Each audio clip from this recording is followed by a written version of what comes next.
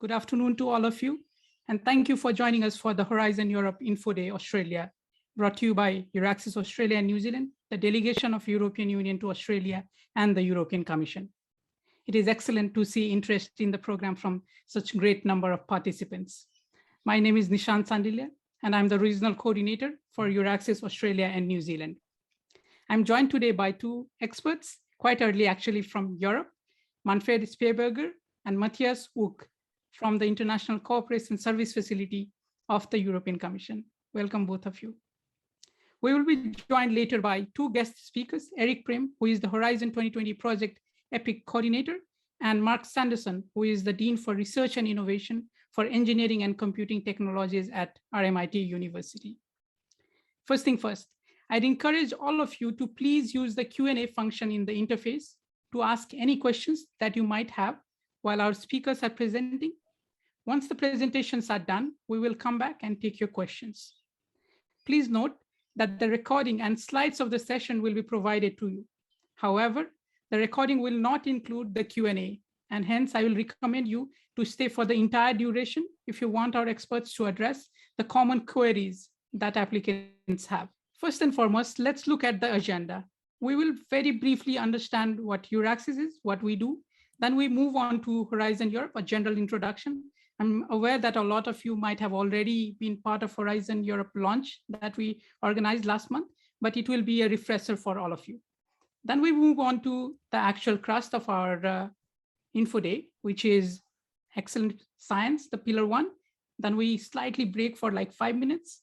Then we move on to the collaborative research projects, which is pillar 2 and pillar 3. We also will have a success story, which is the Horizon 2020 Project EPIC, which is a success story between European and Pacific partners. So you will hear also from Australian partner from the project itself. And then we will close with the question and answer. Now, very briefly, I'll tell you something about EURAXESS. You might be hearing quite a lot about EURAXESS, right? So what is EURAXESS? So EURAXESS is an initiative of the European Commission backed by the European Research Area. By European Research Area, we mean the member states and the associated countries. The overarching aim, of course, of EURAXESS is to support researchers' mobility and career development. And the widening sort of idea is to enhance scientific collaboration between Europe and the world. All the services that EURAXESS provides are free of charge. It is something that has to be clear because it's an initiative of the European Commission. Now, to understand EURAXESS better, I'll explain it in 4 pillars. The first pillar of EURAXESS is jobs and funding. So if you go to EURAXESS portal right now, there are 10,637 research job positions available. So you could be looking at your next research job. Similarly, currently there are 125 funding opportunities. So if you are looking to find individual grants or finding support for your startup, or even if it's a need of an organization, there are 124 funding opportunities. This is the first pillar of EURAXESS. The second pillar is information and assistance. So there are currently 42 EURAXESS national portals, which provide you with country-specific information, and these are packed with professional and personal advices for your career development, job funding, and other opportunities. So for instance, if you want to go to Germany, you can just go to EURAXESS Germany page and find all this information.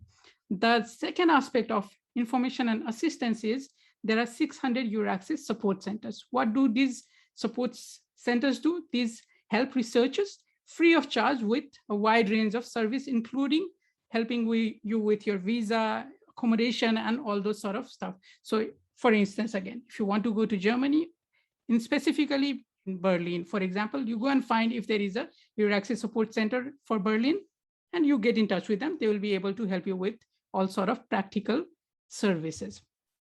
The third part is partnering. So if you are looking for a host institution, or if you are an organization and looking for talented minds, you go to EURAXESS and you find that there are 127,000 registered members and 19,663 registered organizations and universities. So there is a lot of clout there.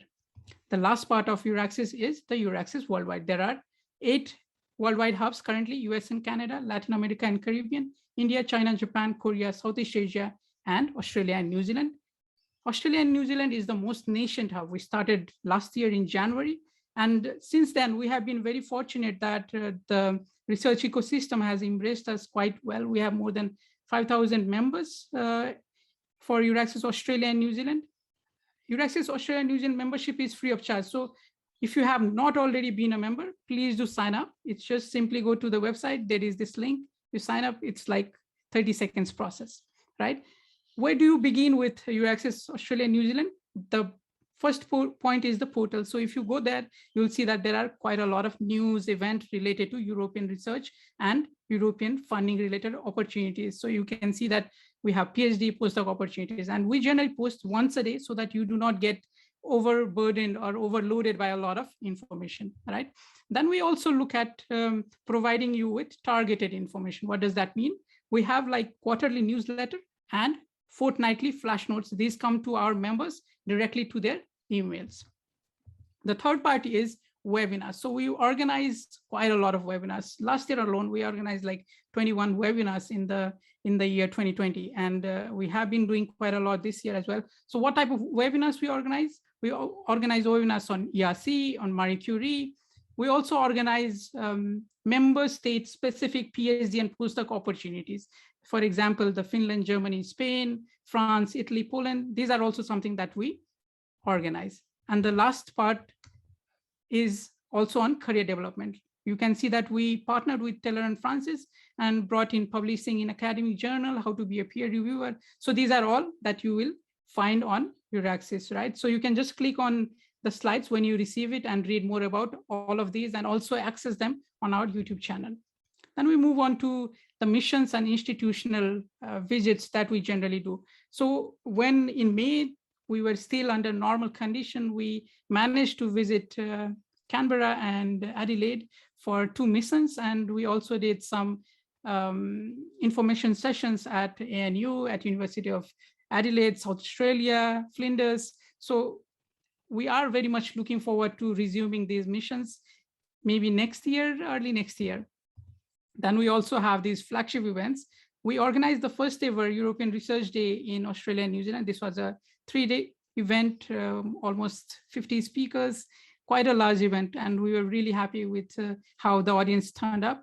Then, of course, we did the Horizon Europe launch last month. Upcoming events, so we have the European Research Council grant in partnership with ERC on 28th of September. Horizon Europe proposal writing camp on October 6th. Matthias will elaborate on this more. Then we have again the career development series on 4th November. We have the understanding open science on 11th November, increasing research impact. So there are quite a lot of things happening. We also try to bring like interviews of successful fellows from Australia and New Zealand. So we also have started this coffee chat with a science diplomat, and we try to talk with different science and innovation counselor from member states to try and bring to you what other possibilities are for researchers apart from academics. So this is also something that is on our YouTube channel. And of course, I'd encourage you to follow us on our social media, Twitter, LinkedIn, YouTube, Facebook. Generally, we post once a day again, not to overburden you. And by this, I will end my presentation on EURAXESS particularly, so that we could actually start looking at what we are here for. So which is about Horizon Europe and its general structure. To elaborate more on this, I'd invite Matthias, who will be giving you an idea, a refresher about how to go about understanding Horizon Europe as a whole. Over to you, Matthias. Thank you, Nishant. So I will share my screen. Okay, I think you can see my presentation now. So perfect. Thank you a lot for the introduction, Nishant. So first of all, we are very happy to do this webinar together with you here. And I think you already, explained some valuable contributions and support EURAXESS can and will be able to offer now and also in the future. So I will start now with a quick introduction on Horizon Europe in general. So this is basically just a quick repetition from the Horizon Europe launch event, which some of you may have attended. So I saw there were very good registration numbers. But in general, with this webinar, we will we will go a bit away from the political level and go, so it's more targeted really for researchers. So really to show you how you can participate in Horizon Europe as, you know, as an entity or as a person from Australia actually. But I will start first to explain you the, you know, the context of, you know, of this training and why we are doing this and who, you know, who told us to do so. And basically this, this training is part of a service contract called EU, Australia and New Zealand Policy Support, which has been launched by the European Commission, and we as the International Service Facility are implementing this contract on behalf of the European Commission. So it's, and also, of course, as I said, in close cooperation with partners such as EURAXESS Australia and New Zealand. So the specific objective is to promote possibilities for R&I cooperation in major thematic areas between the European Union and Australia and New Zealand. And in this contract, we have this different aspects. So one is, for example, the analysis of priorities between EU, Australia and New Zealand, but other actions are, you know, promotion actions such as, you know, as this event. Basically, we prepare and implement a series of events on Horizon Europe, the new framework program. And we will also later do some proposal writing workshops where I will come to a bit later. There will also be, as part of this contract, there will also be, and there are also thematic workshops which contribute to define concrete cooperation actions for thematic priorities, especially in the future. And we will also do networking and twinning events in this contract. But let's come to the, you know, to this targeted Horizon Europe information actions we are doing. So what has already happened was, you know, was a big Horizon Europe launch event on New Zealand and Australia, already implemented by Nishant and EURAXESS and the colleagues from the European Commission. So there we basically, or the colleagues gave basically, you know, an overview very much from the political side, but also explained, of course, the programs and the different clusters. Now we will start with the Horizon Europe Info Day for Australia, where we will, you know, it's supposed to a bit more hands-on, still for a big audience, but we will focus on, you know, really what researchers need to know to apply in the funding stream, how you can identify your funding scheme, how you can take part in Horizon Europe. And we will follow this up in October with a proposal writing camp for Australia, actually. So this should be more, I will come to this in a minute, really hands-on and really interactive for a smaller group of participants. Yes, and so the sessions with the proposal writing camps will then alternate between information, but also, you know, interactive tasks in a certain area of a proposal. So for example, we plan to do like a call decoding, so where we have a look at the call and filter out, you know, basically what's written in between the lines, so get the important information out. We will look at the implementation part, the impact part, etc., and do some practical work on this. So what is important, when will it take place? The Horizon proposal writing camp for Australia will take place on the 6th of October between 5 and 8 p.m. Australian Eastern Time. We will approximately allow 20 participants so that it can be you know, a really interactive training, maybe a few more, but it needs to be, you know, a smaller group so we can really work on certain proposal parts and, you know, really do that.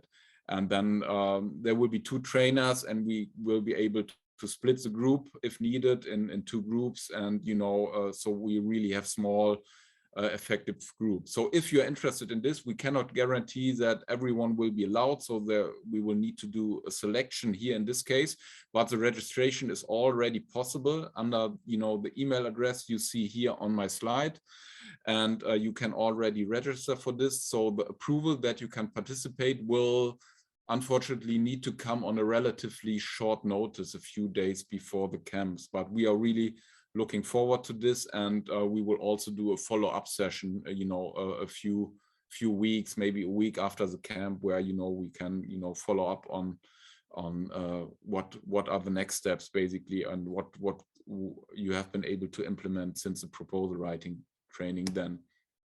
Okay, that's basically the background information on the things we are doing right now. Let's come now to Horizon Europe and give a quick repetition, a quick introduction, so that we are all on the same page. So the vision, I will do this really quickly. Of course, the goals with Horizon Europe, the vision, it's tackle climate change in line with UN Sustainable Development Goals, and also, of course, boost competitiveness and growth in the EU, support the creation of new knowledges and technologies, and of course, jobs in the end. So the motivation here is, when you look at the European Union, you see it's 6% of the world population, 70% of global R&D, and 25% of high quality scientific publications, which is a good number.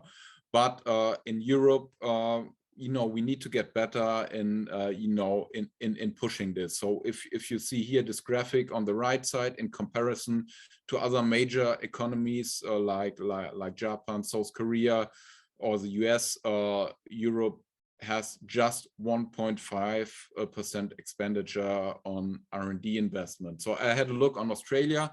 Australia is basically approximately in line with the US. I think it's 2.2%. That's the number I found. So the motivation is here with Horizon Europe, with this big framework program to push this, so Europe can also close the gap here, basically. So the framework program in general, it's a successor of Horizon 2020. It has been launched this summer and will run for 7 years until 2027, and has a total budget of almost 100 billion euro. And yes, and it's also of course, it's mainly targeted for the EU and the member states and associated states, but international cooperation is definitely highly welcome. So entities from all over the world can take part in collaborative R&D projects, and researchers and innovators of any nationality can apply for grants. However, the problem is, as most of you know, is that entities from Australia are not automatically eligible for funding. So what we will do here, and especially Manfred, with the second part, after the break, we will have a look under which circumstances it is possible also for entities from Australia to participate in Horizon Europe calls, so in collaborative research projects. Nishan will also address quickly how individuals can take part, for example, in Marie Curie or ERC grants. But the priority of this training is basically to look at, at the collaborative research parts and identify in how far participation is always possible, but no one will participate without the funding. So in how far it will be possible not only to participate, but also to get funded for this research activities. And therefore we will have a look at actions specifically relevant for international cooperation, such as target actions with key partners on thematic areas. Some key figures here, at the beginning. So there are more than 200 actions in the working program 2021-2022. So the first working program in this 7-year span, which are focused on which are relevant for international cooperation, and amongst them 75 targeted cooperation with specific countries and regions. And Manfred will come to this later. Also a few on Australia. And okay, so let's have a look at the working program. So international cooperation in general is possible in all pillars of Horizon Europe. Nishant will come to the Marie Curie action, so I think, and the ERC action. So for individual researchers mainly, not only. So here it's probably the most easy way to participate, and but also in pillar 2 and pillar 3. the cooperation or the involvement of stakeholders from Australia is possible. So, okay. So first of all, with Pillar 2, it's you have the general participation rules that that in the consortium you at least need to have 5 partners from 3 countries who are participating this, but in addition to this, 5 partners from 3 EU member states or associated states to participate, but in addition to this, international partners come in. And I mean, it's usually not a problem because Horizon Europe consortia are always bigger than just 5 or 3 entities. And so if you have, we will have a closer look at this Pillar 2 part here. The majority of the budget with 53.5 billion euro is in. So it's definitely worth to have a look at this and identify the fields where participation from Australia is possible, and funding, of course, more importantly, is possible. Especially the biggest clusters here in these contracts are in Horizon Europe, cluster 4 and 5. So cluster 4 is on digital industry and space, and cluster 5 on climate, energy, and mobility, where also, you know, the targeted calls for Australia are in, but we will come to this later. Pillar 2 is also very interesting. So Pillar 3 is also very interesting. So Pillar 3 it's also, Pillar 3 is focused on the innovative Europe. So basically on, here are support actions included for innovation with breakthrough and disruptive nature.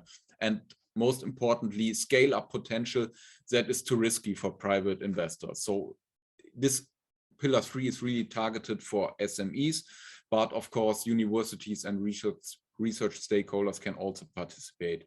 Basically, the idea is to, you know, to finance, you know, these breakthrough innovations from the idea level. So this is a Pathfinder program on, you know, which you see down on the left side. So this is basically a program which is focused on the elaboration, on bringing ideas to the next level. And here it's possible to participate in, you know, in a de facto in a small collaborative research projects with international partners. And if you manage this really well, you can get a transition grant to bring this to basically a prototype level, TL5, TL6 level. However, the ERC transition grant is only basically eligible for stakeholders who have received a Pathfinder grant or, for example, also an ERC grant. A very interesting program is also the Accelerator. The Accelerator is now the program who's supposed to bring, you know, the prototypes, the TL5 and TL6 technologies to the market. So it's a blended financing. It's a combination of grant and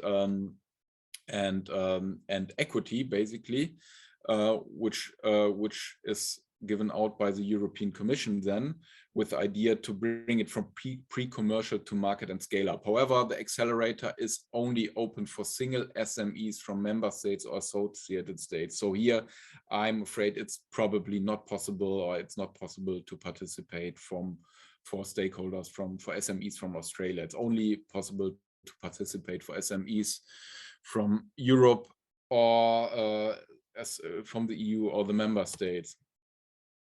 Yes, so generally, how to participate in a collaborative research project will be the focus, you know, of this Horizon Europe Info Day today. So as an entity from an associated countries, you could be able to take part equally to member states. The country only needs to be associated actually when the grant agreement will be signed. Not when you apply for the funding. So for Australia, as far as I'm informed, of course, it's now with the new Horizon Europe, it is in theory possible also for Australia to get associated, but as far as I'm informed, this is a negotiation process which is still ongoing, and at least in the near or middle future, the association won't be the case. So we do the webinar under the assumption that Australia is not associated. So we will look at, other ways and workarounds how to participate in, or how to benefit from Horizon Europe funding. But as said, it's not automatically given the case that you receive the funding if you come from an industrialized country such as Australia. Just remember, all proposals for the collaborative research project must meet a certain minimum condition, which I already mentioned. So 3 participants from different EU member states or associated states, and international partners such from Australia can come in as an addition to this minimum. But this is usually not the problem. The way to participate in Horizon Europe is as a full participant who signs a grant agreement with or without funding, as a third party. So sign the agreement as an international partner with an EU partner who signs a grant agreement, or also via subcontracting, for example. This would be actually also possible with the EIC accelerator, which I mentioned, by the way, to join, an SME from Europe benefiting from the accelerator as a subcontractor. But of course, and this is a problem, as a rule, participants from not European industrialized countries are not eligible for funding in collaborative research projects, but there are exceptions. So the exception, we will come to this later, could be a country-specific targeted calls. It could be called targeting international cooperation in general. It could be research infrastructure integrating activity, or ad hoc exception, which can be given also. And the last way is as a subcontractor, which I already mentioned. But Manfred will come to more details or more possibilities on this later when we have a concrete look basically at the clusters. Okay, therefore I will go quickly through this because I think my time is already almost up. We will look at calls where international participation is targeted. So you can see this in the call text. For example, we have put some examples here, but these are from the old framework program, Horizon 2020. You have to look in the calls at the proposals, at these paragraphs where the international cooperation aspect is addressed, basically. However, it's a complicated way, but it's possible, and it has been possible in the past. And if you get the funding rates are, I think, are generally attractive rates. So you get 100% funding for research and innovation actions, and always 100% for university and non-profit organizations, but also for close to market actions, SMEs or profit organization get 70%. Plus an indirect flat rate of 25%, and the audit threshold is usually 430,000 euros. So this was a quick run through basically the program. As I said, we will now look at the different program parts more in detail, and hopefully, and also follow this up by an best practice discussion on an Australian EU research project from Horizon 2020 later. And therefore, we hope that we can give you some guidance, some advice how to get into Horizon Europe. And I will now pass the microphone back to Nishant, so we can go, to the next agenda point. Thank you very much. Thank you very much, Matthias. So what I'll do is I'll start sharing my screen so that you'll be able to see what we are going to discuss. So it must be visible right now, so that, okay, so after that general understanding about Horizon Europe structure, let's move into the details of each of the pillars. So I'll be explaining about pillar 1, and Manfred will explain to you about pillar 2 and pillar 3 after this. So pillar 1 is with regards to excellent science, and we will focus specifically on Marie Curie and European Research Council.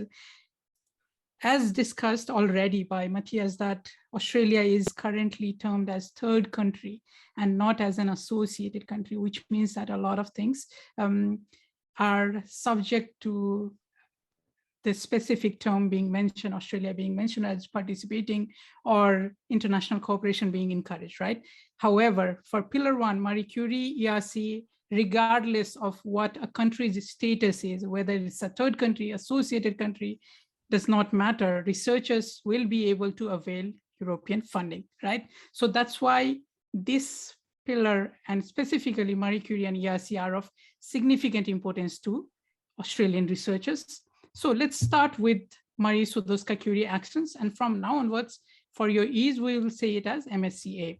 So MSCA, what is MSCA? You might be hearing quite a lot about this. So it's characteristically for supporting the mobility, training, and career development of researchers. And the idea is 3I, which is international, intersectoral, and interdisciplinary cooperation. The good thing about MSCA is there is something for researchers at every stage of their career. And the idea behind excellent science for Pillar 1, ERC and Marie Curie is these are all bottom up. So researchers will be able to choose what they want to research on, right? It's open for all the nationality, all the domains, right? So this is something which is really interesting. Let's look at Marie Curie from 2020's figure point so that you understand how does it appear. 65,000 researchers, including 25,000 PhD candidates, were funded by MSCA. Interestingly, 50% of all third country participation in Horizon 2020 came under MSCA, right? 37% of researchers were from outside of EU. So these are really significant numbers and promising numbers for everyone to be excited about MSCA, right? For MSCA, it was 6.2 billion euros under Horizon 2020. This has increased slightly to 6.6 billion euros under Horizon Europe. So there is this increase in budget as well. There are more than 1,000 doctoral programs that were run under Horizon 2020, more than 4,500 companies supported, and 42% of the researchers were female. Of course, the idea is to increase this number.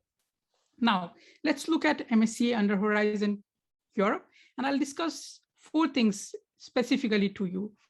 The first one is the doctoral network, which was previously called Innovation Training Network, ITN, right? MSCA doctoral network are for training PhD candidates. Then we move to MSCA postdoctoral fellowship, which was previously called individual fellowship. These are for training postdoctoral researchers. Then we have MSCA staff exchange, which was previously RISE, and these are for any type of research related staff exchanges. The last one, MSCA co-fund, is not directly related to how you can get access, but wait for it so that I can explain to you how you can benefit from MSCA co-fund. Right now, let's move on to the doctoral network first. The first thing that I want to highlight here is look at the bottom, which says who applies. It's the consortium of universities, research institutions that come together and apply, at least 3 independent legal entities. So as a researcher, you are not going to apply to MSCA doctoral network. Please keep in mind this particular point. What happens is when this consortium puts forward this proposal, then the commission decides to fund a consortium. Once the consortium is funded, then these consortium release vacancies. These are PhD vacancies. So the target group, if you look at the target group, these are doctoral candidates. So this is where, as a researcher, you will be applying to the vacancies that come out of MSCA doctoral networks. And all these vacancies have to be posted on EURAXESS website. So that is where, as a researcher, you will be able to avail Marie Sklodowska-Curie doctoral network related European funding. Of course, there are 2 sort of MSCA doctoral network, industrial and joint doctorate, but this is something that you need to understand on this particular topic, that you apply for vacancies that come out of doctoral network as an Australian researcher. Then we move on to the postdoctoral fellowship. Postdoctoral fellowship, unlike the doctoral network, which was submitted by consortium of institutions, these are mono-beneficiary action, which means that as a researcher, along with a host institution, you will apply yourself, right? There are 2 types of postdoctoral fellowship. European fellowship are for researchers of any nationality who want to go to Europe for their research. Global fellowship are for European nationals who want to come to outside of Europe, for example, to an Australian institution to do their postdoctoral fellowship, right? This is what we need to be very clear of. So of course, for universities in Australia, if they want to attract research talent that is funded by the commission itself, it's a very good way that you look forward for global fellowships, right? With that, it's very important that we keep in mind the mobility rule with MSCA postdoctoral fellowship. What you need to be aware is, in the past 3 years, you should not have spent more than 12 months in a particular country. So for example, if you want to do your postdoctoral fellowship in Spain, you should not have spent more than 12 months in the last 3 years in Spain. If you have, you cannot go to Spain for your postdoctoral fellowship. You have to choose some other country, right? Another novelty under Horizon Europe is, at the call deadline, you should have a PhD degree. This is a novelty under Horizon Europe, which was not the case under Horizon 2020. And you should be up to 8 years of research experience after your PhD completion. And of course, there are exceptions if you have worked outside research, if you have taken career breaks, or if you have worked outside Europe, for those reintegrating to Europe, right? So this is something that you need to be very clear. European fellowships are generally for 12 to 24 months. Global fellowships are for 24 to 36 months. Of course, there are lots of possibilities of getting secondments and non-academic European organization-related secondments as well, right?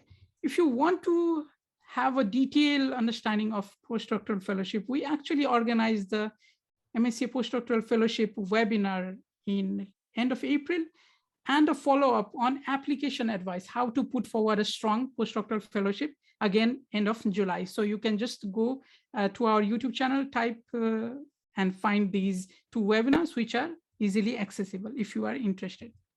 Now let's look at MSCA staff exchange. Again, what you need to focus here is who applies. So consortium of universities apply. So as a researcher or as a staff, you are not going to apply for MSCA staff exchange, but if your university has been a part of the consortium, that is when, as a target group, any type of staff at any stage of their career contributing to research activities, could be researcher, administrative staff, managerial staff, technicians, infrastructure operators, you will be able to avail MSCA staff exchange.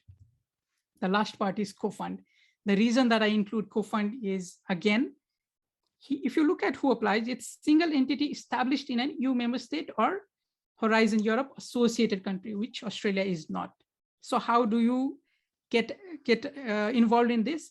Again, from the co-fund, vacancies are released not only for doctoral training, but postdoctoral fellowship. And these are open for researchers of any nationality. So you can see that, and co-funds actually release quite a large number of doctoral vacancies, postdoctoral vacancies. So this is how, as Australian researcher, you will be able to avail MSCA co-fund related European funding, right? Now let's very quickly look at the calls and the ones that are open. I have highlighted the postdoctoral fellowship, which is currently open. Of course, I understand that the deadlines would be very near. So what I did is also give you 2022 dates so that you can start preparing in advance. Also indicated the budget so that you can see the sheer scale, the large volume that there is for you to get involved, right? So you will receive all these slides. When you have some time, do have a look at all these in details.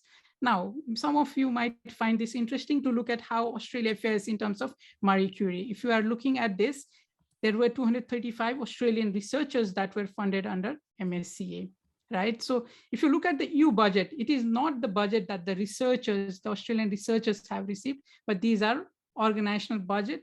That's why it's significantly lower. It does not include the budget that the Australian researchers have received. This slide will give you a breakdown of how Australian researchers or Australian organizations have been involved in co-fund, IF, IT, and RISE, which was under Horizon 2020, right? Now let's look at institutions. I tried to give you an indication of the top 5 participating organizations: University of Sydney, ANU, University of Queensland, Melbourne, and Monash. Okay, now where do Australian researchers go? Generally, they go to UK, Germany, Denmark, France. Where do researchers from Europe come? to Australia from Spain, Italy, Germany. Again, when you have some time, do have a look at it.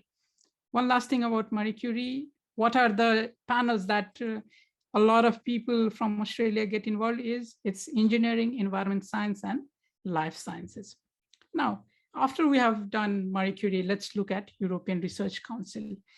ERC is a significant proportion of Horizon Europe. If you look at Horizon Europe, 95.5 billion euros, of which 16 billion euros is allocated to ERC, which is approximately 17% of the entire Horizon Europe budget.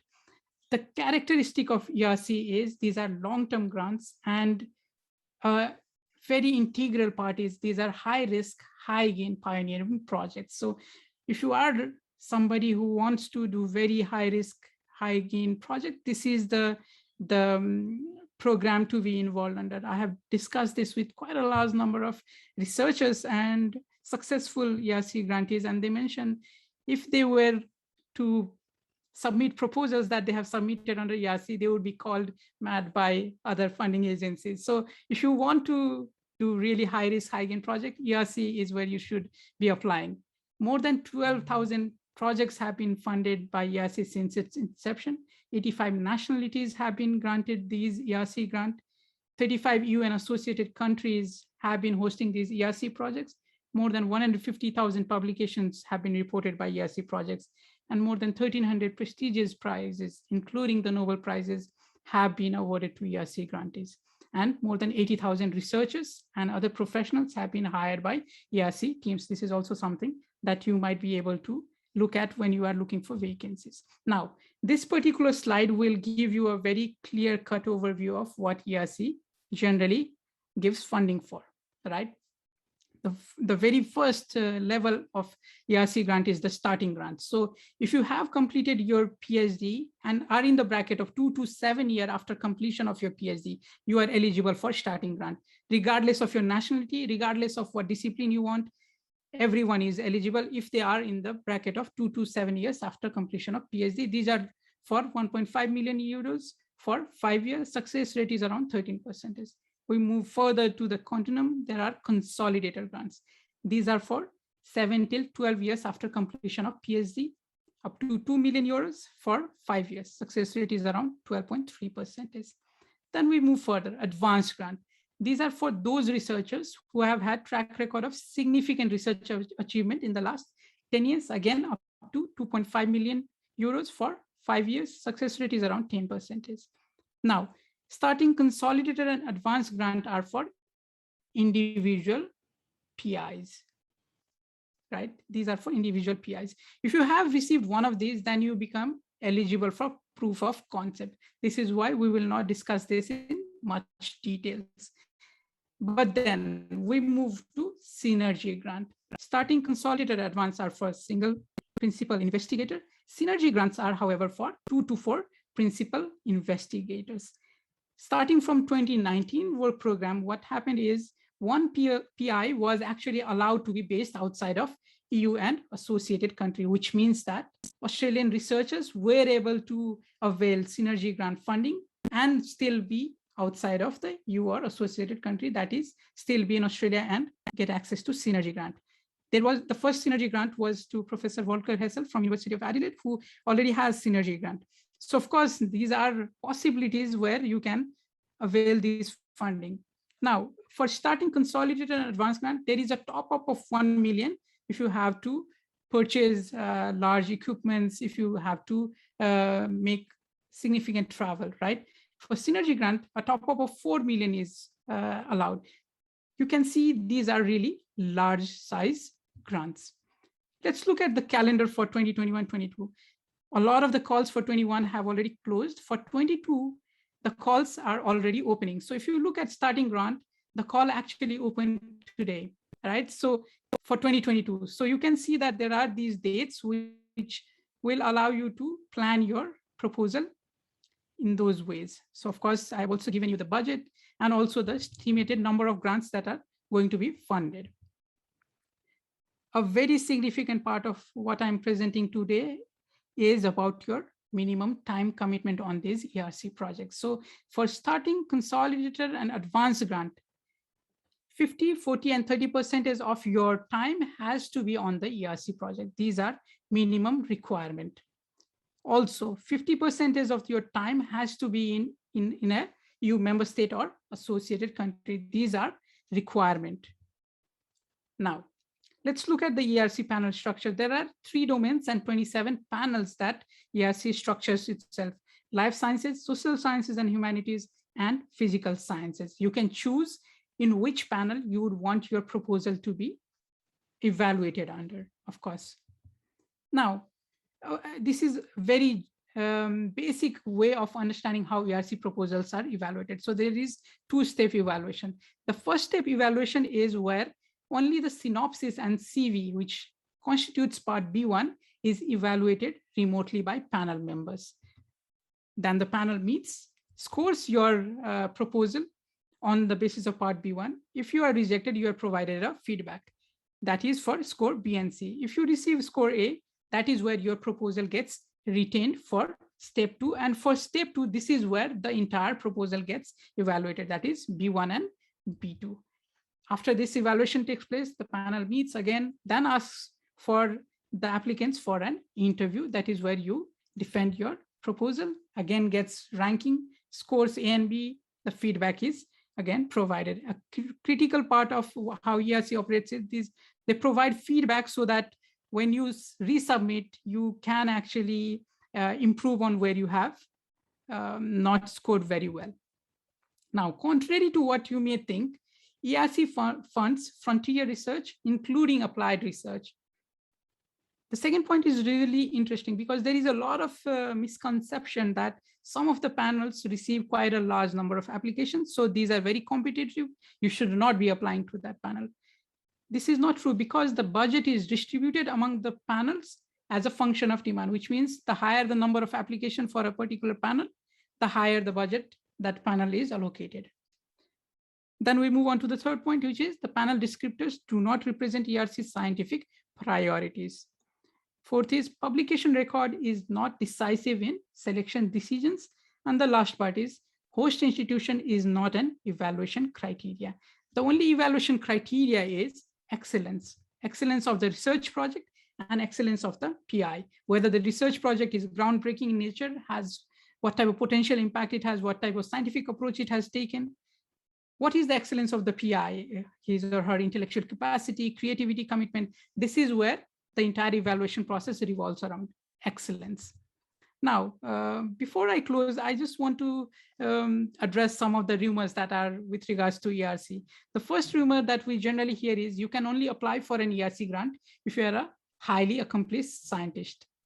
This is what we always try to tell, that accomplishment, of course, are always appreciated, but it does not in any ways reflect whether your ERC proposal will be impacted, right? Number 2, to be successful, you need to continue on an established research line to prove continuity and credibility, which is also not true. Generally, the opposite is true for ERC. Rumor 3, if you have already obtained an ERC grant, you are less or more likely to get another one, which is again not true.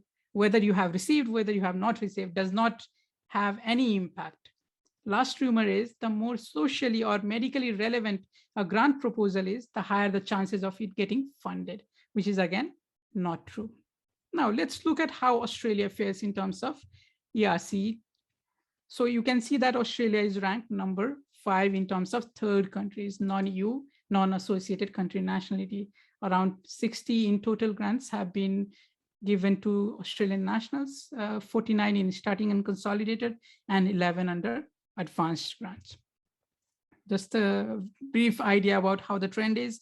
In terms of non-EU national, it has increased attraction for non-EU nationals of late. So there is a gradual increase in the interest for starting and consolidated. The same was for advanced. Of course, there is a slight decline in 2020 because the deadline for advanced grant was when the pandemic had taken its full toll. So there was a slight decline.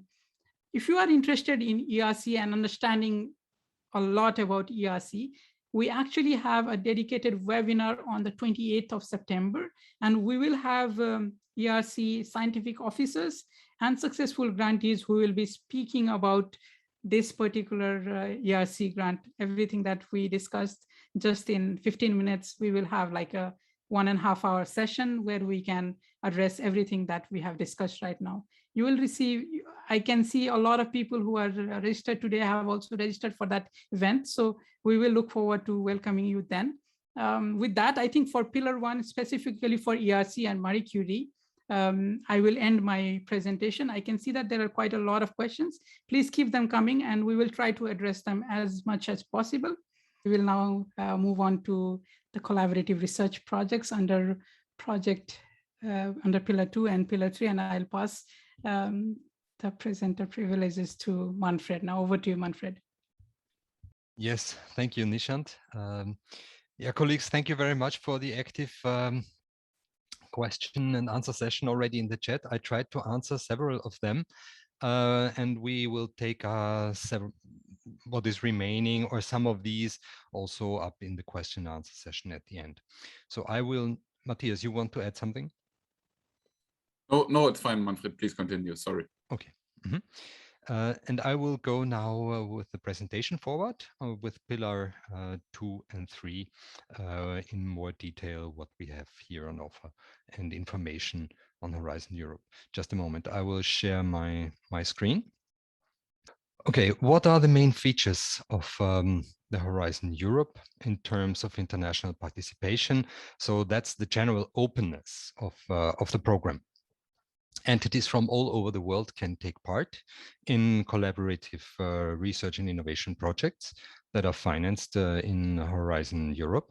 So also entities, partners from Australia, from New Zealand can participate in such projects. But there must be some minimum criteria be fulfilled, of course. The main applicants have to come from EU member states or associated countries to Horizon Europe. So you need to have to fulfill in collaborative research and innovation projects this minimum criteria of 3 participants from EU member states or associated countries. And at least one of these 3 minimum partners has to come from an EU member state. If colleagues from Australia, if partners from Australia want to participate, then these are in addition. So you will form a consortium with your partners. Usually the consortia for collaborative projects are more than 3 or 4 partners, depending on the project size, on the budget, on the difficulties of the task to be solved. It can be 10, it can be 20, depending really on the project. But this minimum condition has to be fulfilled that 3 participants come from different EU member states or associated countries. Partners from Australia can receive funding from Horizon Europe, but it is not automatic. So it is only done on a case-by-case basis. We had this question already in the chat. I have tried to address it. So it is in some cases, it is specified that colleagues from international partners can receive funding. In specific calls, even Australia may receive funding, but it is not automatic as it is for other countries. So countries, low-income countries, for example, they will receive automatic financing from Horizon Europe. Yeah? But industrialized countries, Australia, of course, is counted here. High-income countries, Australia, yeah, indeed, and BRICS, these are not automatically receiving funding from Horizon Europe. However, there are some specific targeted international cooperation actions where it can be specifically mentioned that partners from a certain country, from a certain region have to be included in an action. And then it may also be specified that these partners can receive financing. But anyway, for Australia, it is usually decided on a case-by-case basis. The formulation, as it is in Horizon Europe, is said, okay, it must be necessary for the success of a project, this participation of an international partner, of an Australian partner.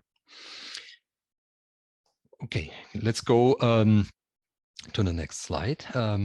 In numerous topics, it is formulated and highlighted that international participation is encouraged. It is indicated that partners from a certain region need to be included. For example, there are flagship actions on food between the EU and China. So of course, you need to involve then Chinese partners.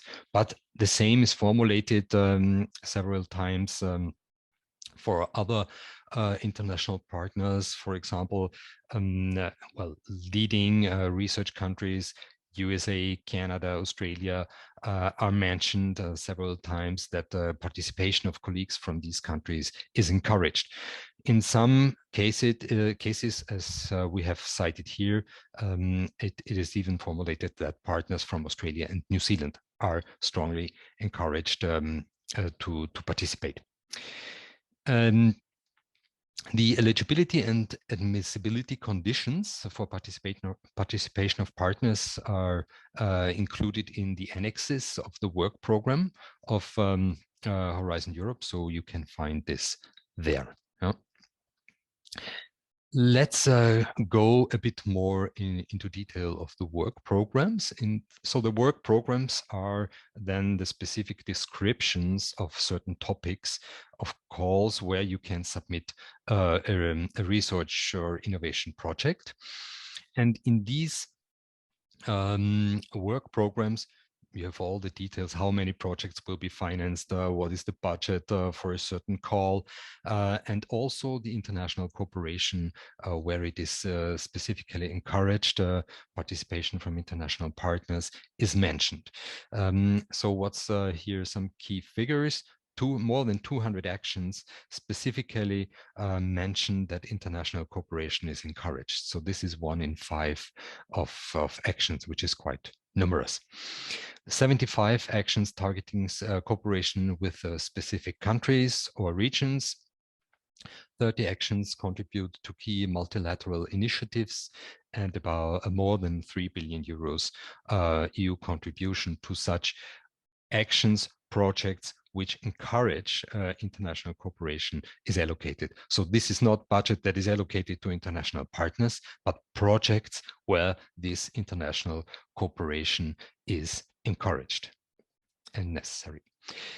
Let's look at the structure of Horizon Europe. Nishant presented now the elements of Pillar 1, Excellent Science, which are more individual-driven actions for individual researchers.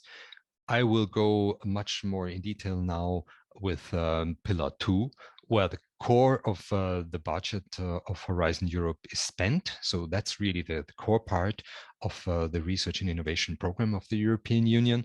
Here we have all the key thematic priorities. There is health, there is culture, creativity, inclusive society, there is civil security for society, digital industry and space, climate, energy and mobility, food, bioeconomy, natural resources, agriculture and environment. And less relevant for you, there's also a joint research center of the European Union, of European Commission, which receives also a budget under this pillar, but not that relevant for you in Australia. And then there is also Pillar 3, which is about innovation funding. Some of these actions may also be interesting for you, and I will briefly touch upon these ones. And a horizontal program is widening participation and strengthening the European research area. Some limited actions are also interesting for international cooperation here. So we will briefly touch on this as well. Okay, let's go now into Pillar 2 clusters. So I have mentioned already these thematic priorities. In terms of budget, it's 53.5 billion euros, which is allocated on these thematic fields. That's really the lion's share of the EU Horizon Europe program. Let's check also the budget allocation per thematic field. They are now called so-called clusters. So you can see here from this budget allocation that Cluster 4, Cluster 5, digital industry and space, climate, energy and mobility, they get most of the budget in this pillar 2, in these thematic clusters. Climate, energy, mobility, a huge challenge for all of us. Of course, a lot of money is invested now also in research and innovation activities on in this field. Digital industry space is a bit more costly research. Of course, there's also more budget involved here. Then you can see health, also a very actual topic, and food, bioeconomy, natural resources, agriculture. These are the next in terms of budget. About 8 to 9 billion euros will be invested in these thematic clusters, and then a bit less is available for the civil security, for society, and the culture, creativity, and inclusive societies, which are also not so costly research as such, but maybe reflect also a bit the priority setting of Horizon Europe. You can see that sometimes it's mentioned, it includes budget from NGEU. That's the Next Generation EU program. It's an additional program that is for the recovery after the COVID pandemic. So that's more internal information for colleagues from European Union, not so relevant for you. The overall budget, the allocation per thematic field, that is interesting for you, of course. Let's check in detail the thematic clusters. Cluster 1 is health. We focus specifically on topics that encourage international cooperation. So 7 topics encourage specifically international cooperation, and about 320 million are allocated to these topics in the current round of calls. The Horizon Europe work program is always for written for a certain period of time. We have currently a 2 years work program for 2021 and the next year 2022, and then new work program, new topics will be formulated to take into account the advancement of science and the necessities of research. So it will be updated, and new work programs for 2023, 2024 coming then somewhere next year. But we are talking about the current work program, and this is for health, including now so-called destinations.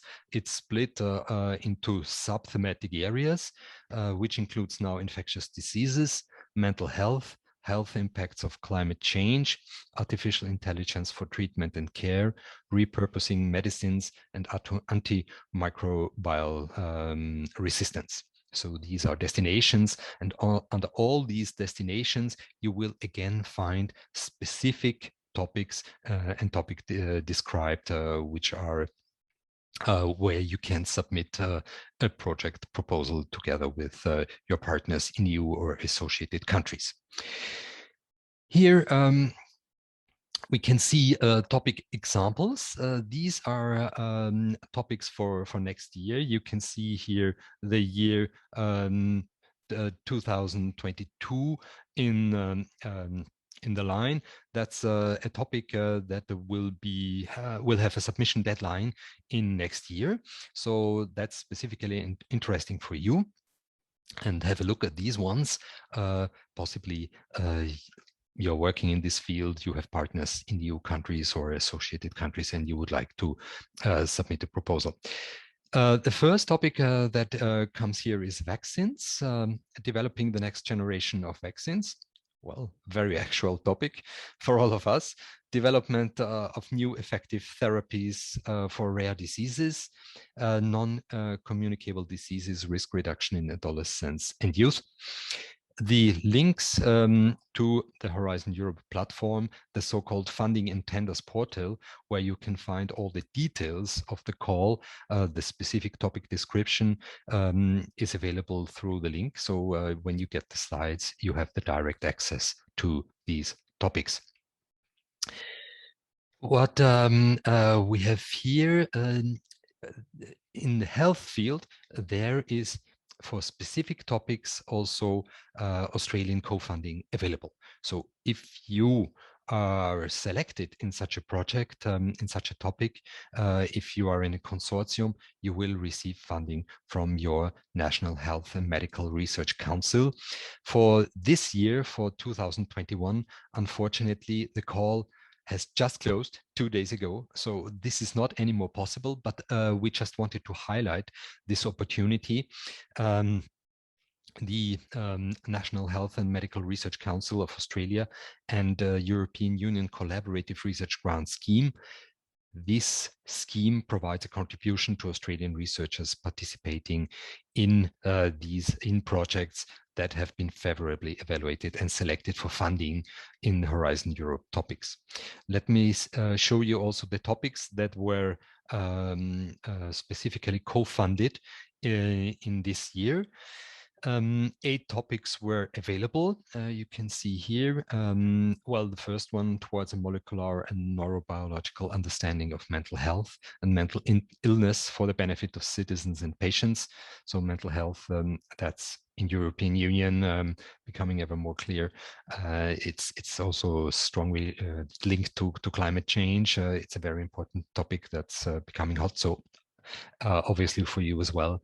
And then we have another topic that was indoor air quality and health, improved supportive palliative survivorship, end-of-life care of cancer patients. I won't go through the whole list, but when you get the slides, you can get an idea what kind of topics were selected for co-funding. We can suppose that also for the calls 2022, hopefully a list of projects, of topics will be selected again by your health council, and automatic co-funding will be available. As far as I remember, it was up to 500,000 Australian dollars that were available for Australian teams if they were included in a successful project. Let's go to the next cluster, which is culture, creativity, and inclusive society. It's a smaller cluster, topical cluster in Horizon Europe. There is also therefore less topics that are relevant for international cooperation, 9 topics, and about 90 million euros are allocated for these topics on international cooperation. Then we have again a look on the destinations, the subtopics under this overall cluster 2. This is politics and governance, cultural heritage, indicators for sustainable development, gender, and migration. These topics are currently, you will find under these destinations specific calls that are relevant for you. So here again, we have a list of calls. The first one, the first topic, politics and governance in a post-pandemic world, that is probably already closed or about to close very soon. So it does not make much sense to look into these ones, but all the other topics have a deadline in next year. So if you're working in this field, have a look. Maybe you have some partners in your member states working with you on these kind of topics. So the first one that is relevant here is public policies and indicators for well-being and sustainable development. Next is global governance for a world in transition, norms, institutions, actors, effects of climate change and natural hazards on cultural heritage and remediation, gender, social, economic, and cultural empowerment. So for all these topics, the EU has formulated that international cooperation is strongly encouraged, and those teams in the European Union and in the associated countries who are preparing a project proposal in these fields, they will watch out for international partners, and these may be you as Australian colleagues who would like to participate. Let's go to the next cluster, which is civil security for society. Here we have 16 topics which encourage international cooperation, and again about 90 million euros allocated to these specific topics. I should say, even if we have specific topics that are where international cooperation is encouraged, in other topics, you are free, of course, to join. It does not mean that you cannot participate in other topics, but these ones are specifically encouraged for international cooperation. In civil security for society, we have here 4 destinations: disaster resilience, border management, infrastructure resilience, fighting crime and terrorism. And there's the topics that are specifically interesting for international cooperation. Well, the 4 first ones I will not read up here because the deadline is today. That is too late, obviously. But there is another one in next year, which is the last one, the 5th topic: improved impact forecasting and early warning systems supporting the rapid deployment of first responders in vulnerable areas. So have a look at this topic. This might be interesting for you. Here, international cooperation is specifically encouraged. Then we come to cluster 4, digital industry and space. As I said, a huge cluster, huge thematic cluster with a very important budget. What number of topics we have here for international cooperation specifically highlighted? This is 30, and 600 million euros are foreseen for these specific topics where it is very much encouraged to have international partners. In the cluster 4, digital industry and space, we have 5 sub-destinations: manufacturing, construction, and processing, raw and advanced materials, next generation internet, nanomaterials, health and environmental risks. And then there is also quantum supported here, where coordination with international partners is required. And this may be Australia. Let's look in detail. So here, the first call is about the quantum technologies flagship. The EU has decided to stimulate specific promising research fields. Quantum technologies is one of them. Another one is human brain, the so-called human brain project flagship. And there is also graphene, a very interesting material that is also a specific flagship project. These kind of flagships are supported for a long duration of about 10 years, and they receive a significant funding of about 1 billion euros. So in the quantum case, European Commission requires that the EU colleagues which are running this quantum technologies flagship, the institutions, they need to support collaborative discussions between main international players. And this should include countries such as the USA, Canada, Japan, Australia. Now, so Australia is mentioned here specifically. If you are working in the quantum field, have a look at the quantum technologies flagship. They will need to do some coordination with international partners, including Australia. It might be you who is interested.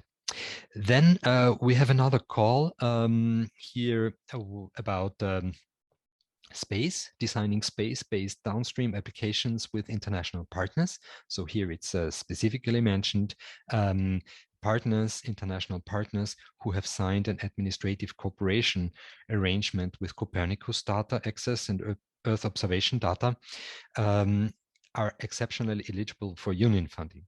These countries include Australia. So in this call, if you participate, if you are working on this topic and you are selected with this successful project, you will receive union funding and a cash transfer from the Horizon Europe project from the European Commission. Yes. So a very interesting topic. Have a look at this one. The deadline is somewhere next year in 2022. Then we come to cluster 5, climate, energy, and mobility. a highly important topic for the European Union nowadays. We have about 30 topics where international cooperation is specifically encouraged, and 540 million euros allocated to these specific topics. The whole cluster, climate, energy, and mobility, is divided into destinations: water, energy, food nexus, energy system modeling, connected and automated mobility, which is relevant also for Australia. There is climate sciences, renewable energy, road safety, clean transport, and biofuels. So these are the destinations, the subtopics in the current work program, 2021, 2022. In 2023, it may change again. Yeah. Have a look specifically, as Australian colleagues, have a look specifically at this call: safe, resilient transport and smart mobility services for passengers and goods. This is about accelerating the implementation of innovative, connected, cooperative, and automated mobility, CCAM. So there are a range of calls on these in this field, which will come on the next slide. Well, the aim, I will not go into all the details here, but there are several calls that are relevant.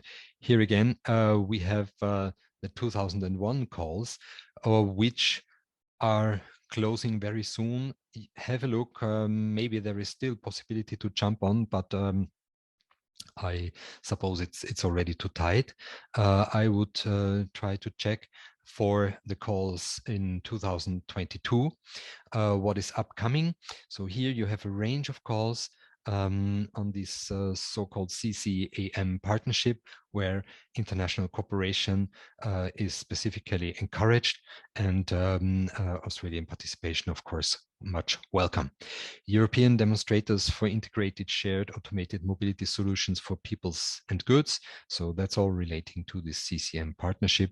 The same with the next topic: reliable occupant protection technologies and HMI solutions to ensure the safety of highly automated vehicles, and so on. So have a look at these topics, whether they are interesting for you, and whether you would like to join forces with your colleagues in European Union or associated countries. Let's come to cluster food, bioeconomy, natural resources, agriculture, and environment. Also a very significant cluster. We have currently 55 topics which encourage international cooperation, and significant budget of 700 million euros allocated to these specific topics. The destinations here are food, nutrition security, agriculture, biotech, flagship EU-China. So that's a very important flagship action on food with China that the EU has initiated, and significant budget will be invested from both sides, from the EU and from China. Biodiversity, ecosystems, circular economy, water, ocean, soil, resilient coastal, urban, rural communities, clean environment and zero pollution, and governance issues. That's also an important issue here: environmental observations. Here we have on top two topics where the call will be closing rather soon. So I would suggest you have look specifically a look at the other 4 topics for 2022, for next year. For example, observing and mapping biodiversity and ecosystems, with particular focus on coastal and marine ecosystems. Well, coast, that's something relevant for Australia, of course. Network for Nature, multi-stakeholder dialogue platform to promote nature-based solutions. Okay, and marine freshwater ecosystems, protein-friendly, sustainable and healthy food environments. That's all topics where international cooperation is very much encouraged. Let's come to the horizontal program: widening participation and strengthening the European research area. Here, interesting is the part strengthening the European research area. Here we have some projects which are which will be on research ethics, open access, responsible research and innovation, fair data policy, citizen science. These issues, the European Union is very much interested to have also international cooperation and work with international partners on these specific topics. Here. Okay, so that's the calls under this strengthening the European research area field. Have a look whether it's interesting for you. And then we come to research infrastructures.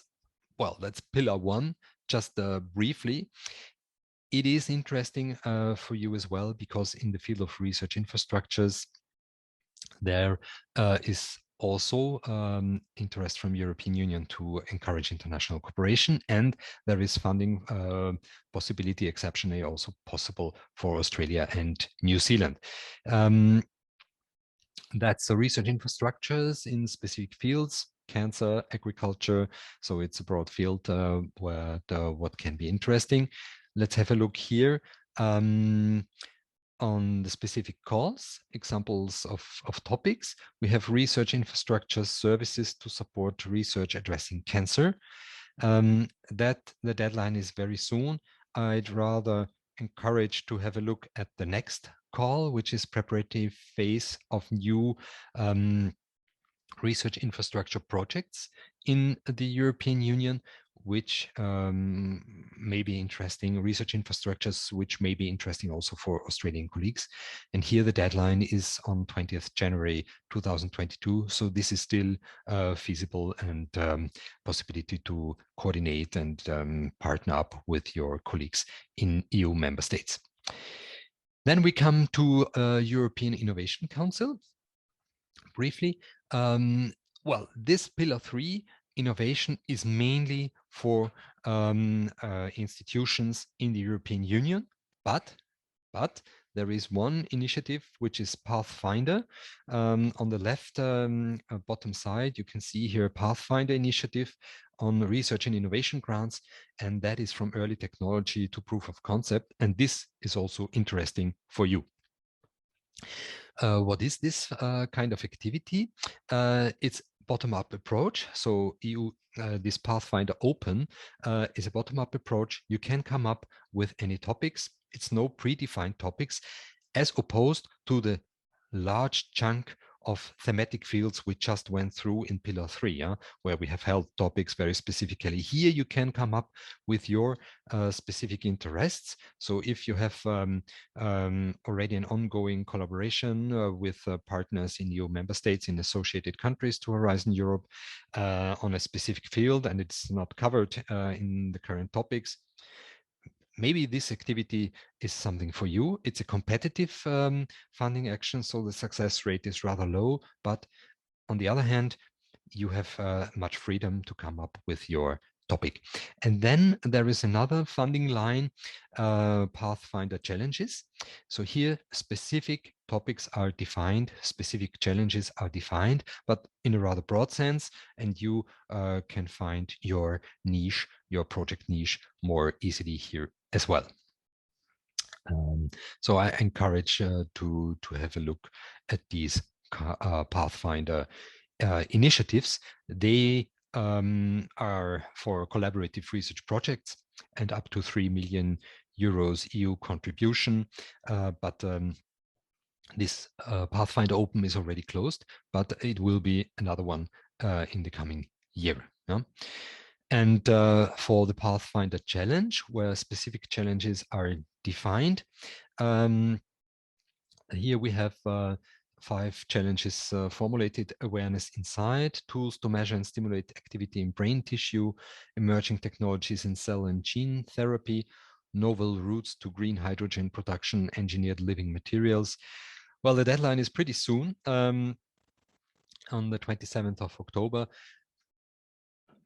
You may listen around among your European colleagues, among your EU colleagues. Maybe they are preparing something in this field, and you may still jump on board in this Pathfinder Challenge. It's still a month to go until the deadline, so maybe you can ask around and try to get on board. Here we have also included the links to the information for the Pathfinder. Yeah, then a bit more general information on finding and understanding a call, funding lines, technology readiness level, and evaluation and funding rates. Very briefly, where do you find the specific calls of Horizon Europe? Here is the link. You have a search option where you can find funding and tenders. We had the question, where do I find the international cooperation topics? So type a keyword international cooperation and or you search for a specific topic and you will find the system will give you these specific topics. So I would rather go for a search for a specific topic, health, that it lists your specific the health topics, or if you work in specific health field, for example, you give in this one and you will find the topics. As I said, even if it is not specifically encouraged international cooperation, it's always possible to jump on board. What kind of actions are supported in Horizon Europe? Collaborative projects is the usual tool that is used for research and innovation. We have here specific funding lines here, research and innovation actions, types of projects, coordination and support actions, and innovation actions. Then in Marie Skłodowska-Curie actions, there is also possibility for such collaborative projects. And in these collaborative projects, you always have to keep in mind that you need to fulfill this minimum criteria of 3 partners, at least 1 partner from an EU member state, and an Australian partner would be in addition to these 3 minimum criteria in the collaborative projects. Individual projects are possible in European Research Council, Marie Skłodowska-Curie actions, in mobility schemes. So that's the differentiation in the action. Let's go a bit into the detail. What are the differences between the types of actions? We have the research and innovation actions. So here funding is available for collaborative research projects. We have on the other side the innovation actions. So innovation actions are much more closer to the market, should involve more companies, include prototyping, testing, demonstrating, piloting, while research and innovation actions are still more on the research side. So collaborative research is here more on the focus, while in innovation actions, it's more the innovation side and innovation activities that are in the focus. Yeah.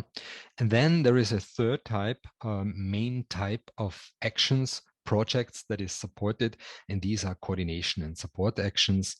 These involve usually activities such as coordination and networking of research and innovation activities and projects, include training and dissemination exploitation activities. Funding for research and innovation per se is not covered, but it is not excluded as such. Yeah?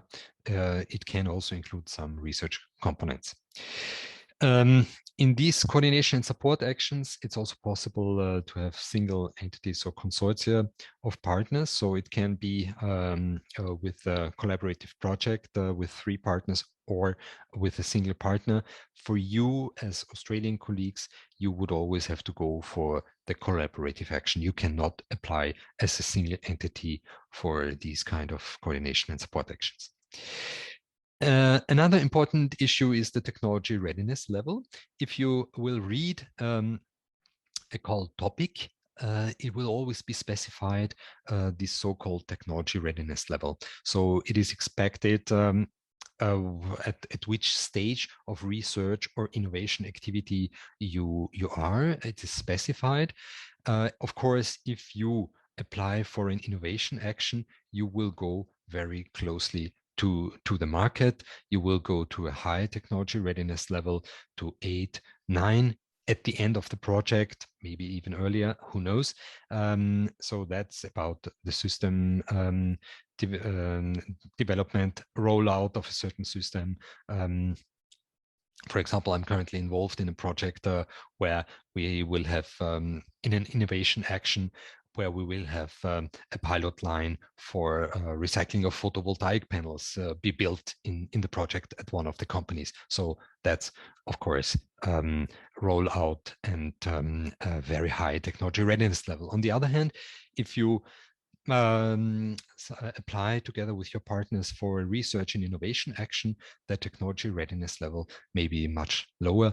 You may even start at a very early stage with research, maybe include even some basic research activities, and in the course of the project, you might advance to technology development and at technology readiness level 5 or so. Yeah?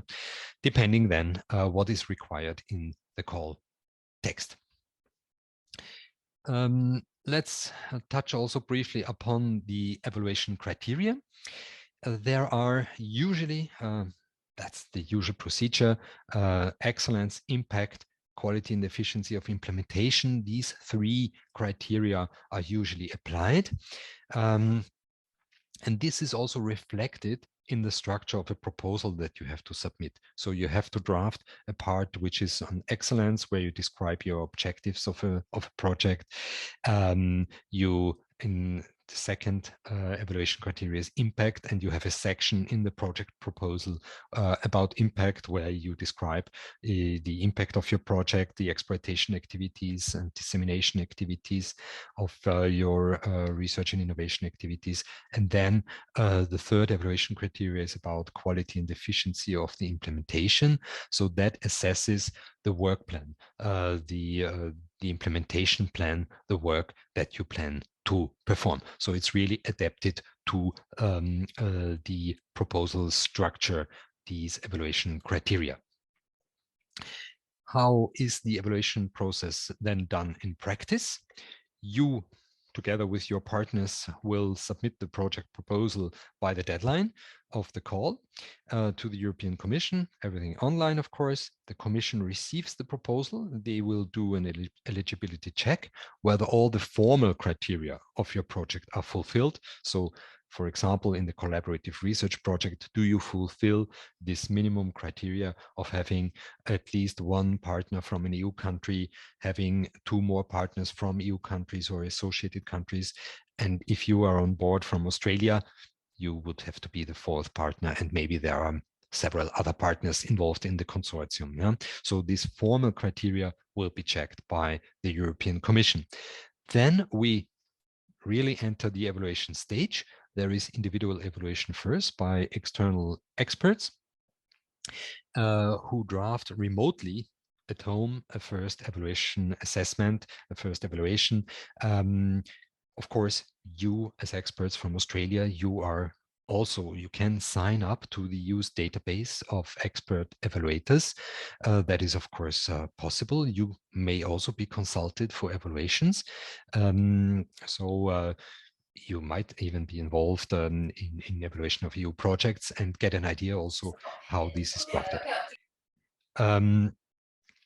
Then a consensus report is drafted on the basis of the individual evaluations, and a panel review. Currently, everything online, unfortunately, is happening, where an evaluation summary report of a project is drafted, and you as the consortium, the coordinator of the project, will get then the result of this evaluation summary report.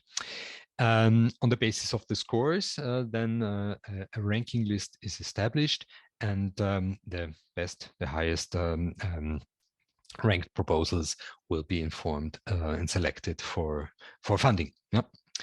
The Commission is then informing the successful project coordinators. The maximum overall score is 15, usually. It's you have to reach a certain minimum for each of the 3 evaluation criteria. The standard practice is that a threshold of 3 points has to be reached for each of the 3 criteria: excellence, impact, and implementation, and a total score of 10 as a minimum for being considered for funding. in many cases, if you reach 10, you will not be receiving funding and you will not be selected. The best ranked proposals will be in a range of, I don't know, 13 to 15, 12.5, maybe in this range, something like this. Then let's also go a bit to the funding rules. The basic funding rates are 100% for research and innovation actions. For innovation actions, it's 70% for profit organizations. So non-profit entities, which are also involved in innovation actions, of course, universities or research institutes, they can still receive 100% also in innovation actions. Then coverage of indirect costs of overheads is with 25% flat rate on the basis of the other costs calculated. And then audit threshold, we have 430,000 euros. There was already question about this one. So if one of the partners has a budget of more than 430,000, then an audit certificate has to be provided by this partner, and the finances of this partner have to be audited. Yeah, and some words to networking. On how to get involved in projects, build the most of what you have, use your own existing networks. That's the best starting point. You probably work with some colleagues in EU member states or in an associated country. Have a look, discuss with them, ask them whether they are currently preparing a proposal. Maybe you have found some of these topics interesting for you.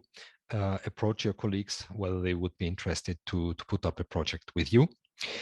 Then there is also a partner search opportunity at the European Union's funding and tenders portal, where Horizon Europe is accessible. So for each call, you will find also a partner search section where you can find for partners and you can put in your own profile. Very interesting tool is also the Cordis database, where projects are described and listed which have already been financed in Horizon 2020 or in previous framework programs for research and innovation of the European Union in FP7. So here you can see what kind of topics have already been supported, what kind of partners, institutions have been working already on certain topics. Scientific publications, of course, that is also an angle point where you can find experts, colleagues who are working on specific topics. Well, that's it from my side. I hope it was interesting for you. And well, I hand over back to Nishant. Thank you very much, Manfred. Sharing my screen. Perfect. Yes, it was a really, really interesting presentation. I have heard it many times, but I still find it interesting. So of course, I'm sure that our audience found it interesting as well. You provided quite a lot of information and absolutely necessary information that people who were willing to look at this seriously need to consider. Of course, as a follow-up, we will have the proposal writing camp, but as a generic understanding, we wanted everyone to be aware of what collaborative research projects would look like under Horizon Europe. So thank you very much for that session and perfectly being on time as well. So that is really appreciated as well. Now, yes, let's move on to the next part of our today's info day, which is the success story, where we will have an understanding of a project called European Pacific Partnership for ICT Collaboration in Research, Development and Innovation, EPIC. And we have with us today two partners from the project itself. We have Eric Prem, who is the Horizon 2020 project coordinator for EPIC. And we also have Mark Sanderson, who is the Dean of Research and Innovation for Engineering and Computing Technologies at RMIT University. Welcome, both of you. Thank you very much for your availability, and we are very much looking forward to your interventions. Over to you, Eric. Yes, can you hear me all right? Yeah, yes. Looking good, thanks.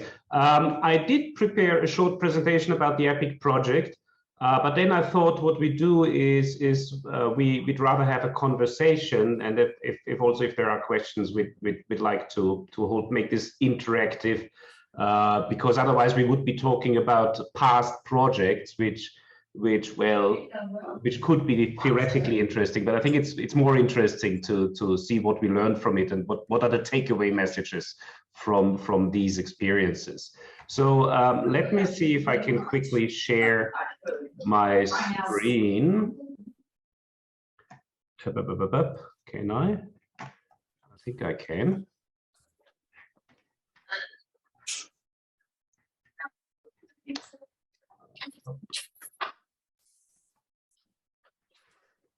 Okay, do you see the presentation now? Yep, Yes. very good. Yep. Excellent, thank you. So let me talk about a past project which was called EPIC, standing for EU Pacific Partnerships, and the name already suggests it was not just about Australia. It included partners from Australia, New Zealand, and Singapore. And please don't ask me why these three areas. It is there is no good reason except that when from Europe we fly to Australia or to New Zealand, they are on a straight line more or less. But and well, there are some reasons, some good reasons, but not really full reasons. So it was a project that aimed at improving the collaboration between the two regions. And I should say, we from UTIMA, we are a strategic consultancy based here in Vienna. We have been doing similar exercises before. We have been running a project that was called CICAS, which also focused on Australia and Singapore. And EPIC was kind of a follow-up project to that previous initiative. And the initiative is not a research, well, let's say it's was not a full research project in itself. It was a support action. However, it did have some research aspects, definitely, which was on the one hand identifying priority topics for the collaboration between the regions. And also, of course, scientific discussions about some of those identified topics. So very briefly, the project partnership was only one partner here in Europe, that was us, and then two partners in each of the regions. So two in Australia, two in Singapore, and in New Zealand. And in Australia, the partners were Intersect and RMIT, and Mark Sanderson is a dean at RMIT, and he can give you more insights from the other side, so to speak. So the design idea behind this consortium was that we would have always one more academic partner and one partner that is more in the area of research policy or innovation policy. So for example, you see Callaghan here for New Zealand, which definitely is basically a research agency in New Zealand. To bring together the two aspects, the academic research and innovation, but also, let's say, the more policy level aspect of the project.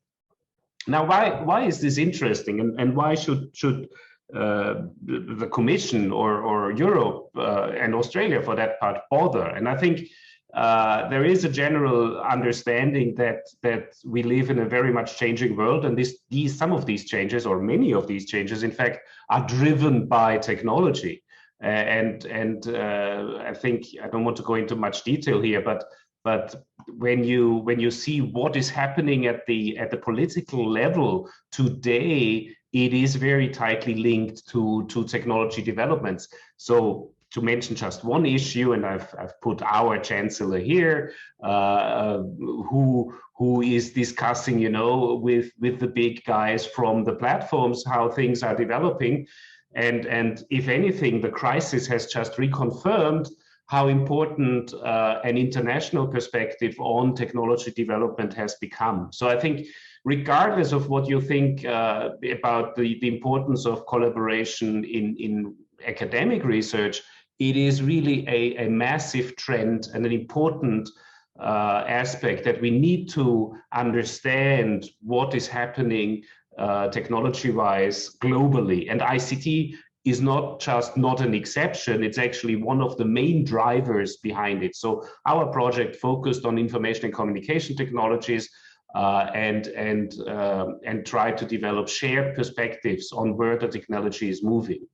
So what we did in practice was organizing a lot of events, both more academic events that focused on research topics that are, let's say, very much in the focus of researchers at that time when we organized the event, but also policy level discussions of the kind that I just mentioned. So where is the technology moving, but what does this mean for policy development? We also supported a little bit of research with the help of expert visits. So we facilitated the exchange between different regions, and then we of course networked with other communities, with other existing EU projects and things like that.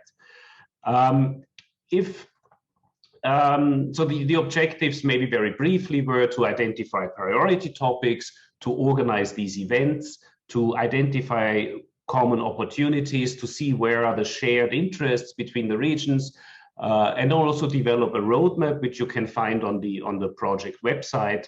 And by and large, I would say improve the mutual understanding, promote research collaboration, and of course also facilitate access to funding, which has been the topic just now in the previous talk, but I would say in both directions. So we also made an effort to make Europeans aware of funding opportunities in Australia as much as we could. The project has ended. So looking back at it is of course the question what remained from it, because a lot of it was the organization of events. It was 37 events, webinars. We did events with researchers, with policymakers. We reached out to several thousand ICT experts actually.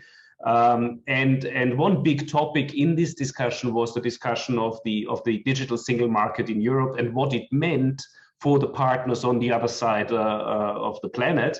And but we try to do this in a forward-looking perspective. So what is it that we will need in the future in order to bring also the regions closer together?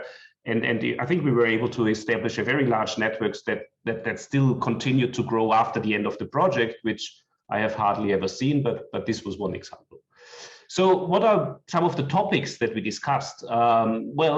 At the time when I was also in Melbourne and in Sydney and in other areas in the region, and certainly artificial intelligence was one of the leading aspects, and I think it still is today. It's not going away quickly. So we discussed aspects such as privacy preserving machine learning, understandable AI, for example, in the context of the digital single market. Why? Because the European Commission has developed I think renowned policies in the area of data protection, such as the GDPR, which has also impacted partners outside of Europe very much, and even policymakers. So there was good timing in that sense to discuss these topics. But other topics that are obviously relevant worldwide are cybersecurity, but also privacy, for example, and how to deal with it. One topic then also was, or one question also is always when you're doing these things, is what are specific interests in the countries that you are trying to collaborate with. And I remember, I'll give you a good example, which was not so much from EPIC, but the project before was CICAS. Australia has an extremely, let's say, long tradition in research in sensor networks for agriculture in order to manage water resources efficiently. It's a very good example that at that time, I think, was a bit of an outlier. I think it has become much more interesting today also in Europe. So you see how these examples of identifying such research topics really can point to interesting areas for future collaboration. Now, I mentioned very briefly that we also tried to bring together researchers very concretely by supporting basically travel, giving them a little bit of travel money for developing joint research or developing research ideas. And we, in the end, we had 14 such exchanges between European and Australian researchers. So 7 from the EU who went to Australia and 7 who went in the other direction. addressing topics in our identified priority topics. So while this is not a lot of money, I think it is an important incentive to really be able to develop some ideas. What we have seen in our project, and I think this is maybe also an important lesson for people who are listening now, is sometimes the people who are actually driving European collaboration with Australia are those who are expats living in the country. So there is, of course, a large number of European expats in Australia today. They still have their network, they still have the contacts, and they know how to work with European funding schemes. They are an excellent resource for developing projects, and that has been reconfirmed in our activity. And maybe Mark and I, we can still talk about this a little bit. Yeah, on the policy level, I should frame this politically correct. It was a bit more challenging, as you would expect, but we addressed two different levels in Australia. One was the state level and another one was Canberra. The state level was very welcoming, very easy to deal with. And in the end, I think we also managed Canberra in a positive way, but it is a bit more difficult when you come in from an outsider. And we also, I think, had very good discussions, especially on the topic of artificial intelligence, with a great event in Australia. So what are some of the takeaway message from these policy events? Well, of course, the European Digital Single Market was advertised with policymakers also in Australia. It was recognized on both sides that the regulation of artificial intelligence is an important topic. In the meantime, Europe has made a proposal, and I think these are still topics to be discussed. We recommended that the Australian CRCs and COEs would be important, or let's say, relatively easy ways to collaborate with, because they have already identified, topics, and you have already networks of partners there, and this has not been so much explored in the past. And as I said, the expat network is also a good opportunity. If you want to know more about this and read up on the recommendations that we gave, we have published a roadmap for stronger collaboration, which is still available on the website. It is not just recommendations; it's really multi-stakeholder perspectives on what possible ways to move forward could be. And also some general recommendations. As you can imagine, and as probably many of you have already experienced, collaboration in very different time zones is not always easy. There are a few things which we can recommend and things we have learned. So please have a look if you think about collaboration. And then you see a lot of on the webpage also of publications and videos from our events that could be useful if you're interested in projects. And I think that's where I would like to leave it at this point. And I don't know, Mark, do you have a presentation prepared, or should we just chat away in our experiences? Chatting is fine by me, Erich. I was just going to say I remember us holding that that event in Melbourne with the Data Science Melbourne group, and it was a fantastic opportunity for you to inform local business and sort of other major computer organizations in Victoria about the sort of the digital single market. GDPR actually was something that they weren't entirely aware of. And I remember how they left that night thinking, oh, right, okay, there's something I need to think about quite seriously. So, for us, it was a very positive experience working with EPIC. It was a very different project for us in the sense that you can hear in my accent, I come from the UK. And so I when I was based in the UK, I worked on a number of EU projects, and I'd never worked on a project quite like this, more one based around sort of policy. But it was really nice to be able to facilitate these visits that Erich was talking about, I'm not sure if actually one of the EPIC funded visits, but just because I was spending 2 years interacting with Erich, we ended up sending someone from RMIT to one of the big ICT events in Vienna, one of the big EU ICT events, and they came back with a partnership and a grant, which was just excellent. Yeah, maybe I never told you that, Erich, but it may well have only happened sort of after the reviews, but it was you know, it was a very positive experience for us being involved, and yes, I mean the contrast. I dialed in a bit late since I was listening to the previous speaker talk about sort of EU grants. There is quite a contrast between EU funding and, say, Australian funding. The style of the proposal and things like that are quite different. So there's a little bit to get used to.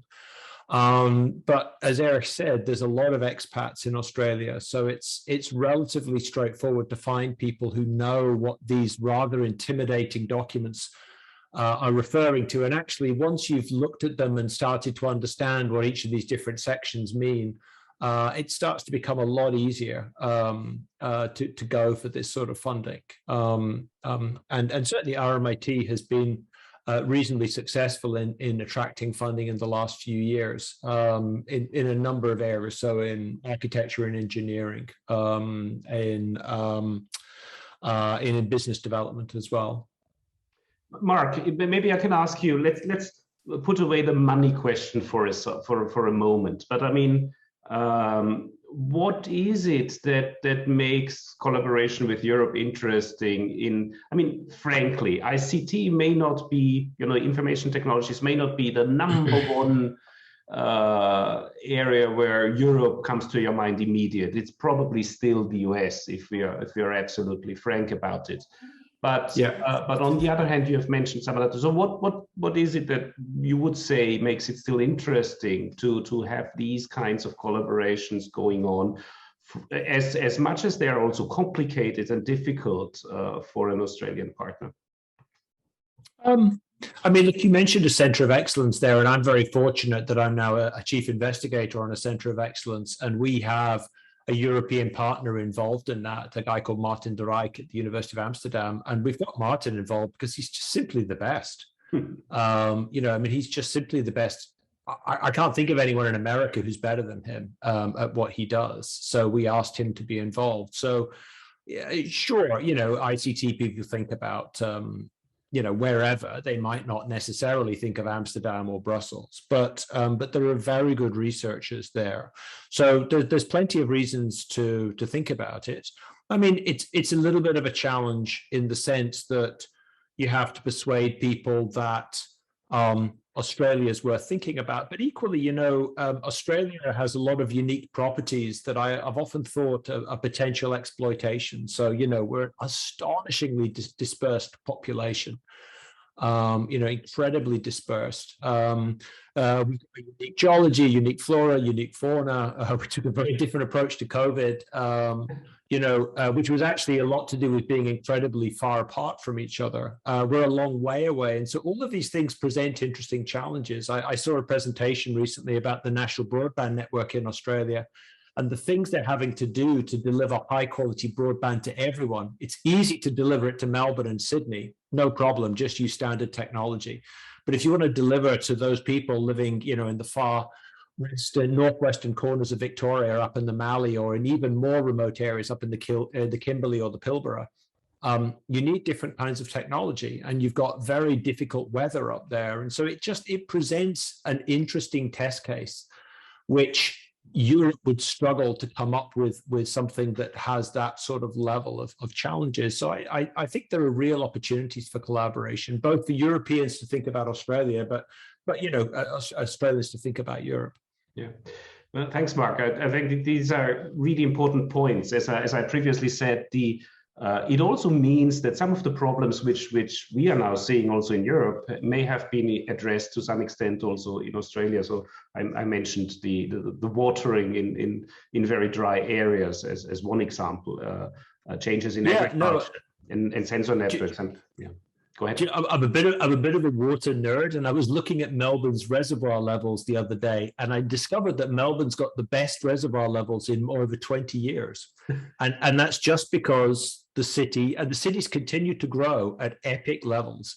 And it's doing it because they're just carefully looking after water. Our house has, water catchment off the roof. It's standard for every new building. I understand the Australians are often derided for their approach to climate change, but their approach to water is world class. No one does it better than the Australians when knowing how to look after water. Absolutely, and ICT play an important part in it, we should say. So it's very critical, yeah. So the way that the Murray River, which defines the border between New South Wales and Victoria, which has to be managed very carefully. It's huge amounts of control. So it's sluices that are opened up. A farmer can order a certain amount of water. A sluice is opened in a lake further up the river. They take that amount of water out of the river. There's kind of systems to make sure that they take what they order. There's and so on. It's quite astonishing the way the water management is working. On the other end of the spectrum of reasons why to collaborate, there is, of course, the personal reasons. And I think that's something that we have also very much analyzed in the project, and is maybe still a little bit neglected in Europe, is as I said, this large expat network that exists.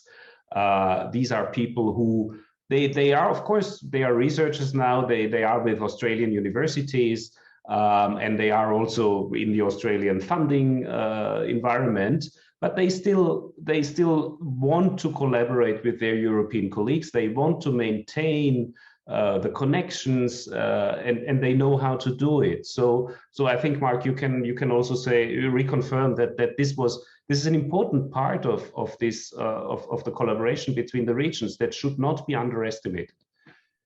Yeah, I think you're absolutely right. I mean, I do think it requires our colleagues in Europe to just sort of take a little leap of faith, to decide to include an Australian partner or a New Zealand partner or a Singaporean partner. Yeah, and I just saw the comment from someone about, don't forget the Australian expats in Europe. Absolutely. In fact, thank you. I think there's definitely a network over here that would be very interested in collaborating. I mean, Australian academia has undergone a massive transformation in the last 20 years. It was quite isolated. It was very good, but it was quite isolated. And the internet has just utterly transformed the way that Australian academia is sort of going about. And so, so there's a much greater interest in sort of high-speed collaboration like we're doing now. I presume you're in Vienna, Erich, and it's kind of irrelevant. I was in a meeting earlier today, and I think one of the people was in Barcelona, but I actually wasn't sure. So that sort of stuff is still a little new in Australia, and actually probably this pandemic has actually pushed that forward. And so there are even more people interested in that idea of collaboration, and collaborating with Australia is fine between a country, and if there's one time zone between you, if it's like Europe and Australia, that's fine, we can make it work. If it's between Australia and America, we can make it work. If it's three, we really struggle, and somebody's going to have a rotten time when you have those meetings. But we can always find times to collaborate with Europeans. I have a professor in Spain who supervises a couple of my PhD students, and we can always find a time that suits him. So yeah, I think things have got even easier to offer those opportunities for collaboration. And thank you everyone for joining in today for the Horizon Europe Info Day in Australia and New Zealand. And please join me in thanking our speakers for today, Manfred, Matthias, Eric, Mark. I'm sure our audience got a lot of useful insights from all of you.